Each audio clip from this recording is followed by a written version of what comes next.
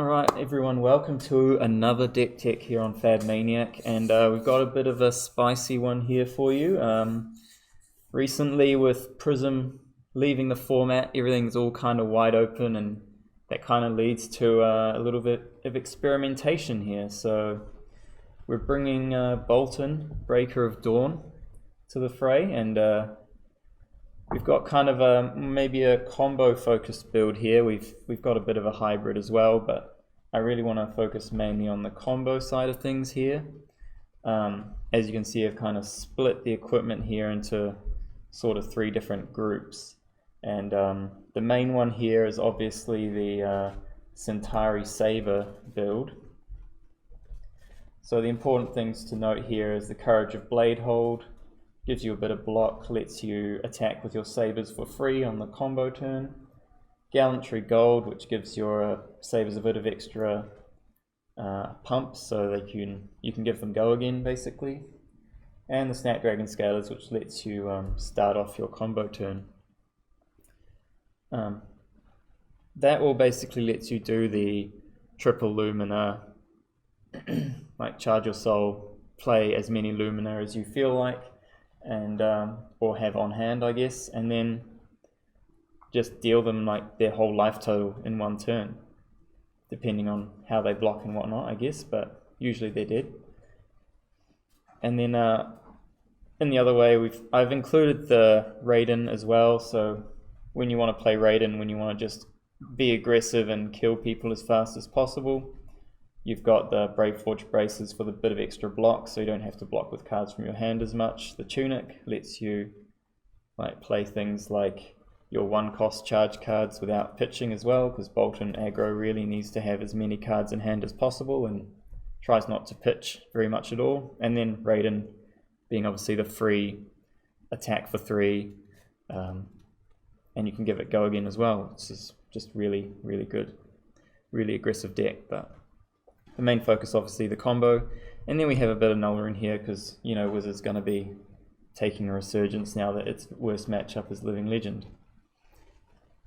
So going really into the main deck, you've kind of got 2 different packages a little bit, but most of it is for the combo centric. So this here, what we have up here is kind of the aggressive package. You've got a Valiant Thrust, a Battlefield Blitz.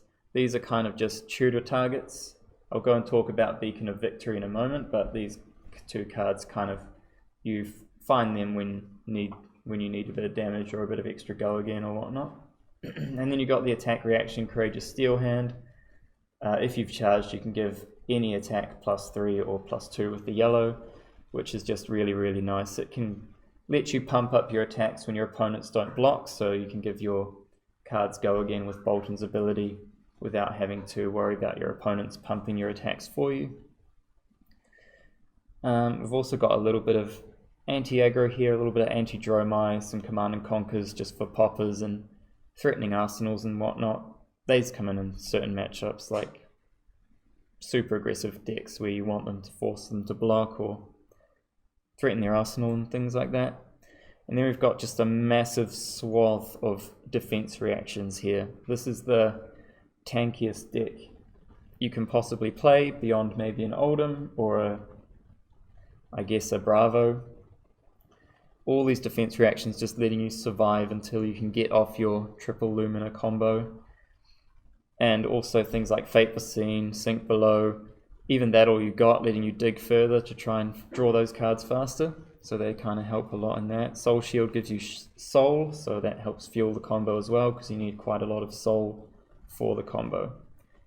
Speaking of giving you soul, we've got a lot of cards that charge your soul. So Illuminate doesn't charge, but if it hits, it goes in soul, so that's often quite a nice thing to just play out when you've blocked out 3 cards. You just play that, and they kind of don't want to block it, but they kind of do, so it kind of makes their decisions awkward. But yeah, Take Flight, Bolt of Courage, Engulfing Light, Express Lightning, all reds, all charge your soul, so you're just playing those in the early game to build it up. Then you got in the yellows, you got Take Flight via the Vanguard. V is quite strong, but the full potential is more in the aggro build, but it can double charge or even triple charge your soul in one turn, which is really nice.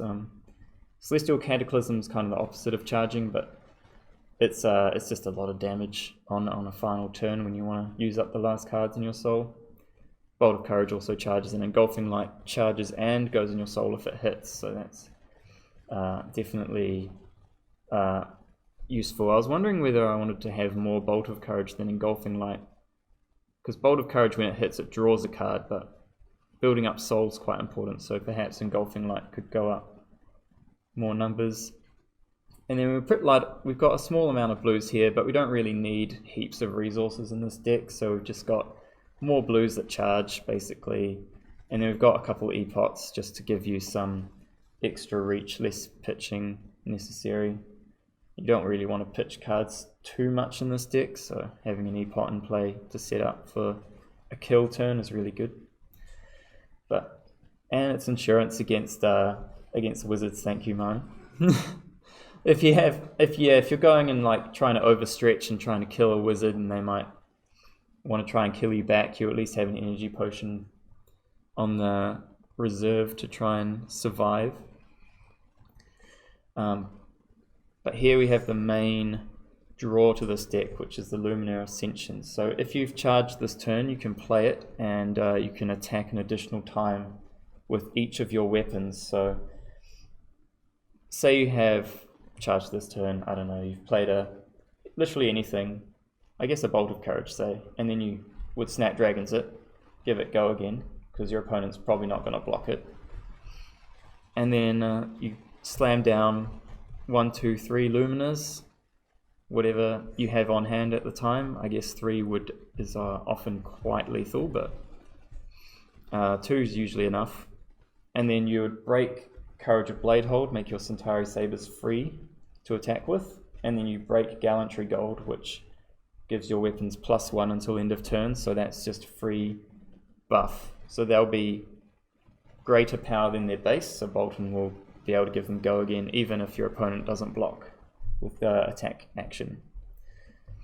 So then you can, for each Lumina, each Saber can attack an additional time. So with 3 Luminars, you can attack 4 times with each Saber, and they get +1 as well. So what's the math on that? If you attack 4 times for 5 with Gallantry as well. With Gallantry, so 4 times the for first one's coming. First one's for 4, and then depending on if they have attack actions, they're basically priced into making these even more powerful if they have attack actions to block with in hand. You don't have to have all the Luminaire Ascensions in hand as well. You've also got these Beacon of Victories. So these are attack reactions that can search for any action in your deck. I believe it's a light action, isn't it? Nope, just any action. So really powerful card. So if you don't have a Lumina, your final Lumina in hand, you can obviously play a Beacon of Victory, banish just 1 card from your soul, and you'll get a Lumina in your hand to play.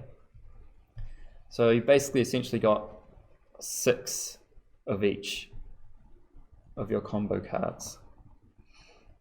So yeah, and that's generally it. I've also added a little bit of extra spice to the deck, this one-off Oath of Steel, which can, in theory, act as another Lumina on the combo turn. So if you play a Lumina and an Oath of Steel, you'll get to attack twice with Centauri Saber, each Centauri Saber, which means Oath of Steel will get +2 to your weapons each time.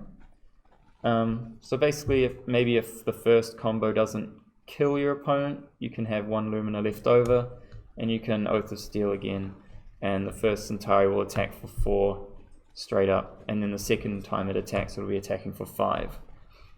So that's quite powerful. Not sure about it yet. We're going to try it out in a video in the future, so we'll see how that goes. But yep, everyone always memes on the Sabers Boltyn, but maybe this is the time for him to shine and take on the metagame, this completely unknown metagame with no prisms. Rep the light.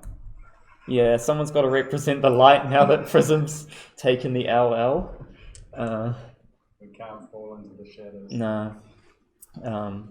And the surprise factor as well. Like, some people might not even know what Boltyn does, and then they'll just like block your charge card for no reason, and then you just kill them with triple Lumina because they have no cards. So yeah, give it a go, and we'll maybe show you real soon this deck in action.